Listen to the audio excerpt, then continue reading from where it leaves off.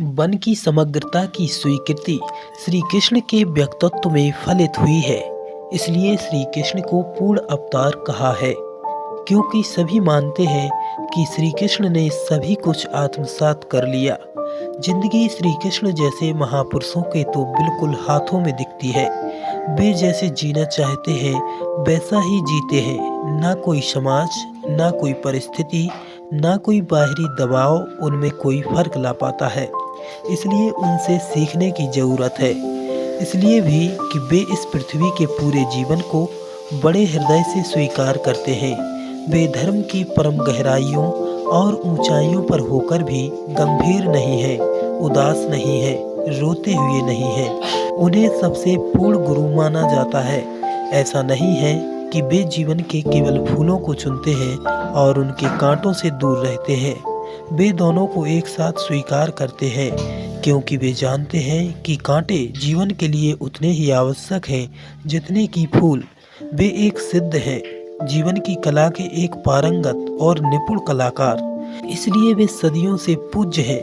उनका जन्म अंधेरे पक्ष में होता है, लेकिन उनके होने भर से दूसरों की जिंदगी प्रकाश से भर जाती है। वे बहुत अनूठे हैं।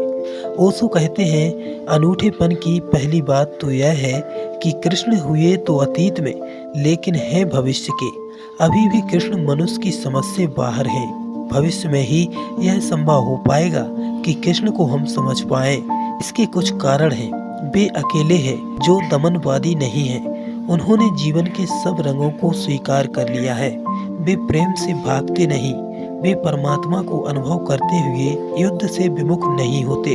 वे करुणा और प्रेम से भरे होते हुए भी युद्ध में लड़ने की सामर्थ्य रखते हैं। अहिंसक चित्त है उनका, फिर भी हिंसा के ठेठ दावानल में उतर जाते हैं। अमृत की स्वीकृति है उन्हें, लेकिन जहर से कोई भी भय नहीं है। वे मानव चेतना की संपूर्णता का प्रतीक है, उनके संपूर्ण व्यक्तित्व का तरल प्रतिबिंब। उनको संपूर्ण रूप में समझने का अवसर देती है जन्माष्टमी। यह सिर्फ एक महत्वपूर्ण पर्व नहीं, खुद को परखने का दिन भी है। उनकी जिंदगी से सीखने का अवसर है।